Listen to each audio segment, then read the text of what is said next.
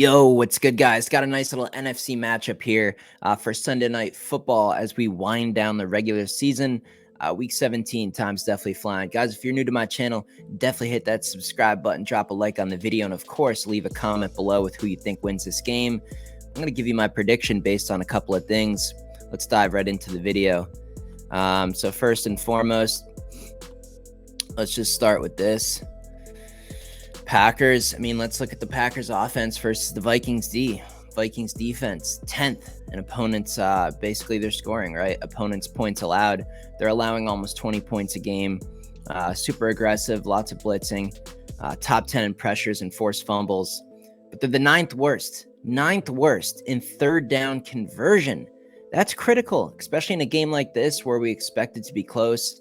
And they're dead last in opponents' fourth down conversion. So if there's some really, really key moments late in this game or early in this game, maybe right before the half ends, this is big. This is big. This is not where you want to be last in the NFL. I think the Packers might be a little aggressive in this game. They really need it. If they just win the last two games of the regular season, they have the tiebreaker with the Rams. The chance that they get it in the playoffs is pretty high. The Lions last week, they ran the ball for 143 yards. So you can rush against these Vikings. Not like it was one big carry, it's 36 carries. So, they're consistently getting yards against this Vikings defense. Aaron Jones back in the lineup for Green Bay has totally revitalized the whole Green Bay offense. Green Bay's averaging 22.1 points per game, but it's been better as of late. They put up over 30 against Carolina, which I know people are always like, Carolina sucks and they're a horrible team. Yeah, we get that, but the defense is pretty stout. It was a home game and they were off of a win.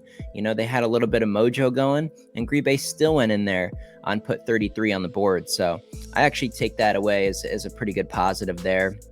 And a lot of those Carolina points that were scored at the end of that game were just in junk time. So Green Bay was comfortably up for almost all of that contest.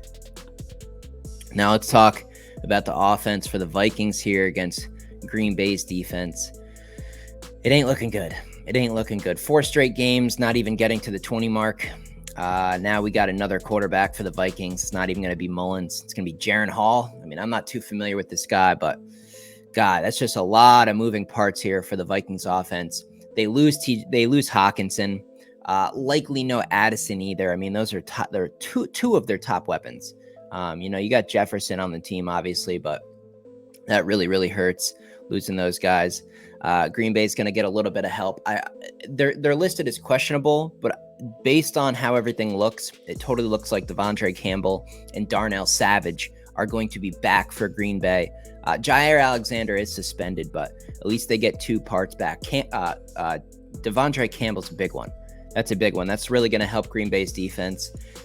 And it just seems like the narrative in football is when the media talks really, really strongly about one thing in football, eventually that breaks. And the whole consensus right now is Green Bay's defense sucks. It's horrible, blah, blah, blah.